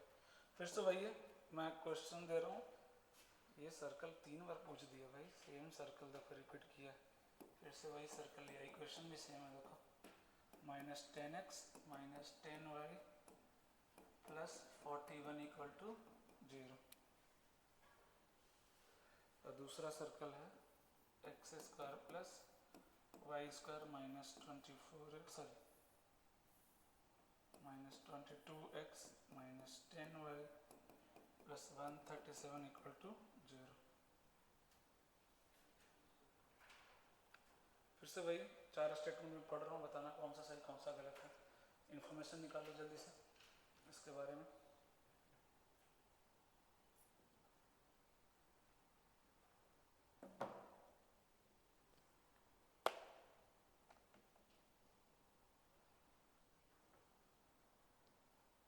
इस बार करेक्ट स्टेटमेंट बताना है, ठीक है? बोलो 2 statement. First statement, circles have same centre, circle have same centre, कितने इजी ऑप्शन है। Second, circles have no meeting point, circles have no meeting point, circles have no meeting point. अच्छा, ये correct statement है? नहीं, correct पूछा है ना, बोला तो इसका करेक्ट बताना है। मतलब इंटरसेक्शन पॉइंट है आपके हिसाब से? तो उसी को बोलते हैं ना, अच्छा मीटिंग में तो मिलने जा रहा है पॉइंट। अरे मीटिंग पॉइंट मतलब इंटरसेक्शन पॉइंट है या नहीं है? तो ये रॉन्ग हो गया ना। हाँ, circles have only one meeting point, only one. True या फॉल्स? मतलब D = R1 + R2 आ रहा है क्या? हाँ, तो कैसे आता है D = R1 + R2 आ रहा है, मतलब कितने पॉइंट? एक बार कैसा टच कर रहा है? एक्सटर्नली। और D = R1 - R2 तो भी कितना आएगा? 1। वो कैसे टच करेगा? इंटरनली, है ना। और चलो आंसर, और सर्कल हैव 2 मीटिंग पॉइंट, चौथा ऑप्शन ये दिया था, तो सी आंसर करेक्ट हो गया। हाँ, तो इसलिए बोल रहा हूँ कि बहुत इजी सवाल है, फटाफट हो जाएगा, है ना, ज़्यादा टाइम नहीं लगेगा। अब 2-3 टॉपिक बाकी हैं। एक हो गया ऑर्थोगोनलिटी, एंगल बिटवीन 2 सर्कल, वो बच गया। और उसके बाद रेडिकल एक्सिस थोड़ा बहुत डिस्कस कर लेंगे, उस पर सवाल कहीं के आने लगे हैं। और उसके बाद फैमिली ऑफ सर्कल। 3 टॉपिक है, हार्डली 2 क्लास लगेगा, 2 क्लास में आराम से खत्म हो जाएगा, है ना। एक बार सर्कल खत्म हो जाएगा, बाकी में टाइम नहीं लगेगा। पैराबोला मान के चलो 5 क्लास, 5 से 6 बहुत है। उसके बाद आपका एलिप्स हाइपरबोला दोनों 5 क्लास में खत्म हो जाएगा।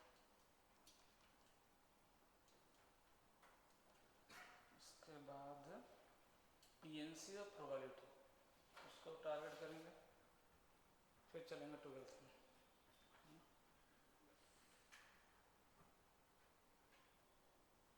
हाँ, टेस्ट की तैयारी करो, थोड़ा अच्छे से मार्क्स लाना।